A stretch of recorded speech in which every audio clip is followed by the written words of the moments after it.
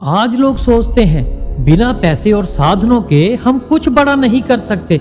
लेकिन क्या आपको पता है बाइबल में एक ऐसा व्यक्ति भी था जिसके पास कोई बड़ा हथियार या खास साधन नहीं था, फिर भी वो दुश्मनों पर भारी पड़ा।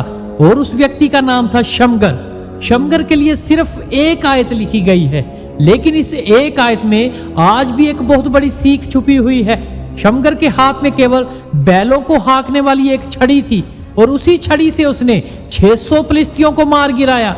लेकिन कहानी यहीं खत्म नहीं होती। न्यायियों अध्याय 5-6 बताता है कि वो भय का समय था, लोग छिप रहे थे।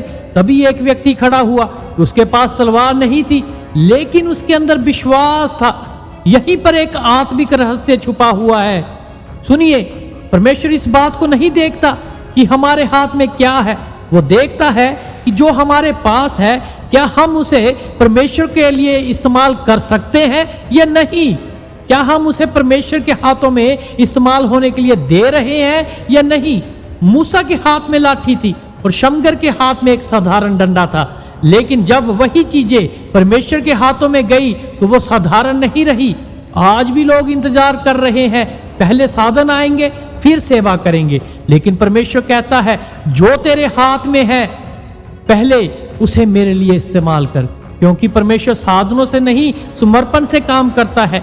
जब मनुष्य विश्वास के साथ कदम बढ़ाता है तब परमेश्वर साधारण चीजों में भी सामर्थ्य भर देता है। इसलिए जो भी टैलेंट परमेश्वर ने आपको दिया है उसे इस्तेमाल करना शुरू कीजिए, क्योंकि जिसे आप छोटा समझ रहे हैं वही एक दिन बड़ी आशीष बन सकती है।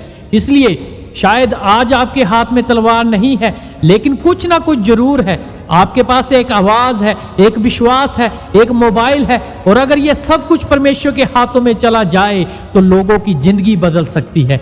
इसलिए इंतजार ना करिए, जो कुछ आज आपके हाथ में है उसी से परमेश्वर का काम शुरू करिए। परमेश्वर के वचन की तलवार को चलाना शुरू करिए, फिर देखिए परमेश्वर कैसे आपको शमगर के समान विजय दिलाता है। आमीन।